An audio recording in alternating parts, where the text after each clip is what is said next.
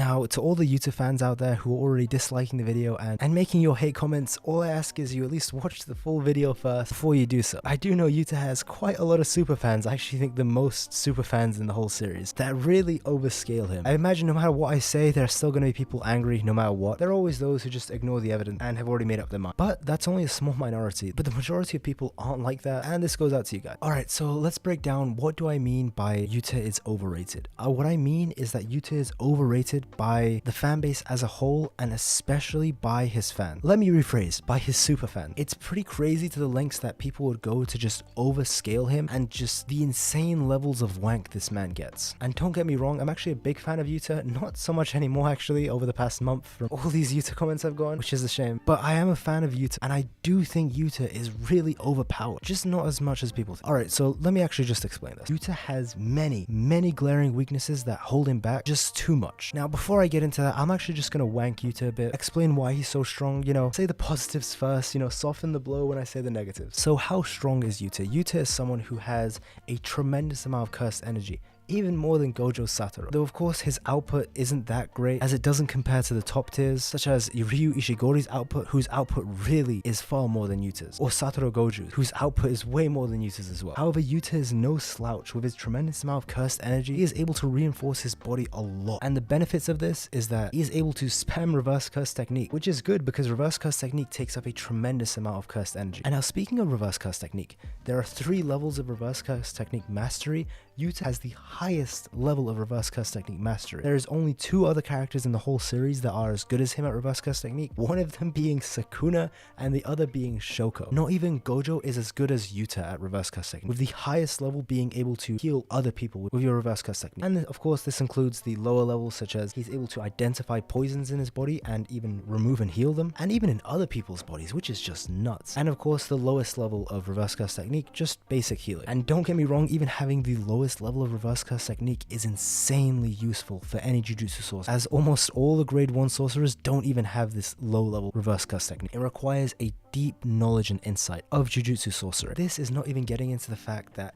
his curse technique allows him to manifest the monster, the queen of curses, known as Rika, for 5 whole minutes. Now of course, beside the fact that Rika is stronger than Yuta, and he has her out to be a 2v1 in his fight, he also gets access to a whole bunch of curse tools. And keep in mind, we've only ever seen him use one of these curse tools, which are the gauntlets, which he puts on his arms and greatly boosts his attack power, which is needed since his output isn't that high, so that helps with that. But he has a whole bunch of them which we've just never seen him use. So yeah, quite a versatile fighter. And what makes him even more versatile is his ability of mimicry, where he can copy his opponent's abilities, store them, and for the 5 minutes he can use all of the abilities that he's ever copied, which is just nuts. Now of course, he can't stack abilities. He's not a god. If he could, then he would be overpowered, as everyone says. But yeah, he can't stack abilities, so he can only use one at a time. And this doesn't even get into the fact that he has a domain expansion, which, keep in mind, takes you 2 entire tiers higher. Having a domain expansion is no joke. It can take fighters from being supreme grade 1 or grade 1 level in base to suddenly being mid-tier special grade sorcerer. Although of course these are the people who have mastered their domain expansion, not incomplete ones. Looking at you, Megami. But yeah, Yuta is absolutely no joke. It's no wonder why people think he's OP, because he is OP. And now it's time for the reality check, why he's overrated. Now before I get into the main reason why I think he's overrated, let me just unwank this man. Unwank, I've never actually used that term, don't know where that came from. But let me unwank him and explain his major weaknesses that he has. Weakness number 1, in base he is not as strong as people think. He is insanely overrated in base. Yes, he can scare measly grade 1 sorcerers in base, but he's not as strong as the high tiers in base. High tiers being Kashi, Ryu Ishigori, Udo. By the way, this does not include Kuroushi. Kuroushi is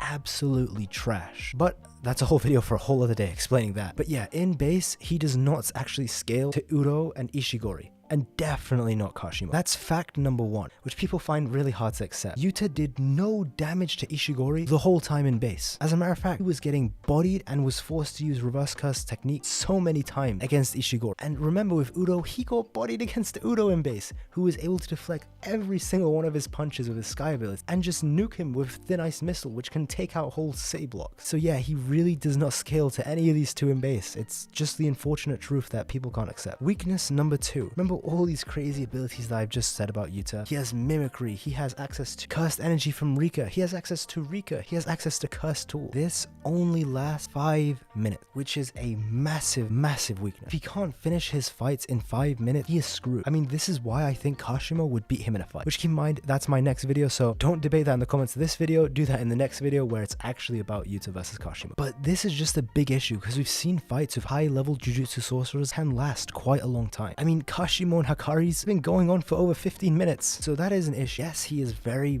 strong in those 5 minutes, but if he cannot finish off his opponents in the 5 minutes, he's screwed. Because if there's an opponent that can just survive the 5 minutes, then that opponent is going to be strong enough to kill base Yuta. So Yuta isn't someone who can fight for a long time, especially not at his full power, which is just not a good look. Where when you compare this to characters like 15-fingered Sukuna, to Gojo Satoru, it's kind of unfair, since Gojo never runs out of cursed energy, or like Kashimo, who can use his cursed energy at his max for 15 minutes and be fine. The fight actually had to end because he expelled it all at once for a specific attack. The craziest part is Kashimo could have gone on for longer. It's just not a good look for Yuta. And now my main point of why Yuta is overrated. Sendai colony fight. My god, this fight has really overrated Yuta by people who have just made bad analysis of that whole fight. And this is no insult to those who do think he's overrated. I mean, it's fair enough if you're just reading week to week, you're not really paying too much attention, you're saying, wow, Yuta's doing amazing. So I don't blame people for thinking he's overpowered, but when you look at this fight, I have reread this fight too many times than I wish I had. Seriously, way too many times over the past many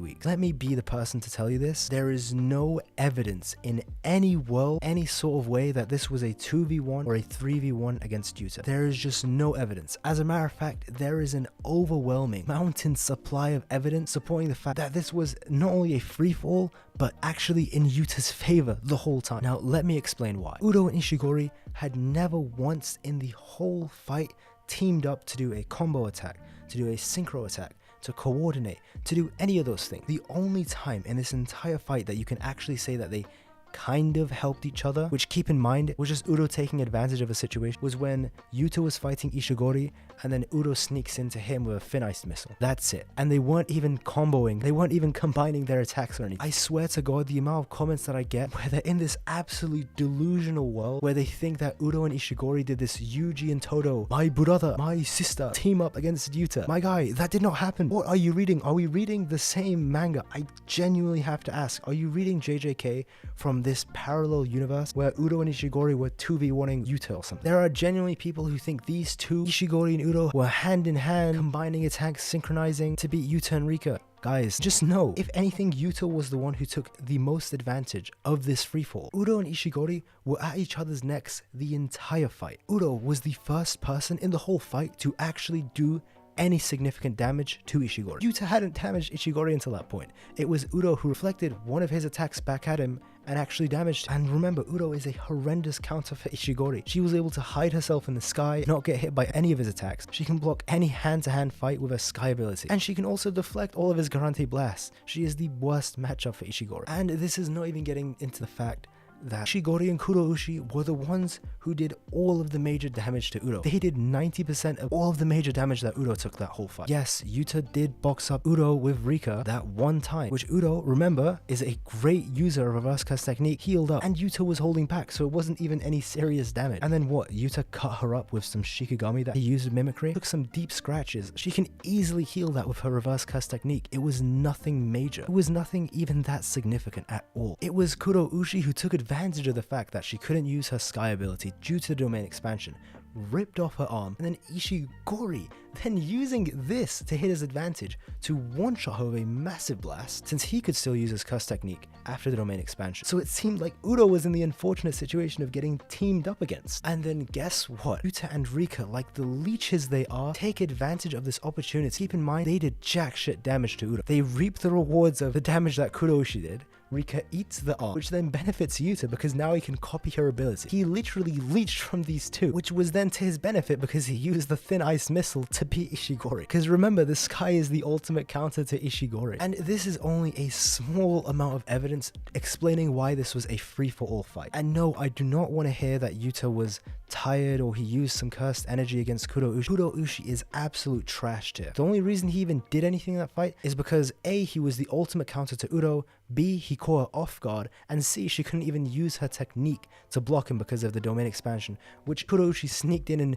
took advantage of that. So if anything, you should be making an argument that this is like a 2v1 or 3v1 against Udo guys, or even against Ishigori or something, because Ishigori then blows off half of Kuroushi's body, which Yuta takes advantage of to finish off, like the leech he is. Now, okay, maybe leech is a harsh word, but I hope you get my point though. And one thing I do not want to see is people saying that Yuta was tired or something because of the Kuroushi fight. But back to my main point about Kuroushi. Kuroushi is trash. Yuta in base, who remember does not have that great of an output, had Kuroushi on the back foot without reverse curse technique, without his domain expansion, without his curse technique of mimicry, without his curse tools, without Rika, and I don't even mean fully manifested Rika, without partial Rika. The moment this guy used a hint of reverse cursed energy and positive output, he instantly destroyed Kuroushi. And keep in mind, he didn't even use that much reverse curse technique, because the moment he did, Ishigori and Udo comment that this guy has a bombless amount of cursed energy, which means that he used so little cursed energy in that fight that Ishigori and Udo couldn't even see the end of his supply of cursed energy. And this entire weak and garbage argument about him fighting Kuroushi at the beginning is completely null too, because once he summons Rika, he gets all of his cursed energy back, so that sliver of cursed energy that he used against Kuroushi was instantly restored when he activated his curse technique and got energy from Rika anyway. So for the love of God, this Sendai colony fight has overrated Yuta so badly it's actually disgusting, because there are so many people who genuinely believe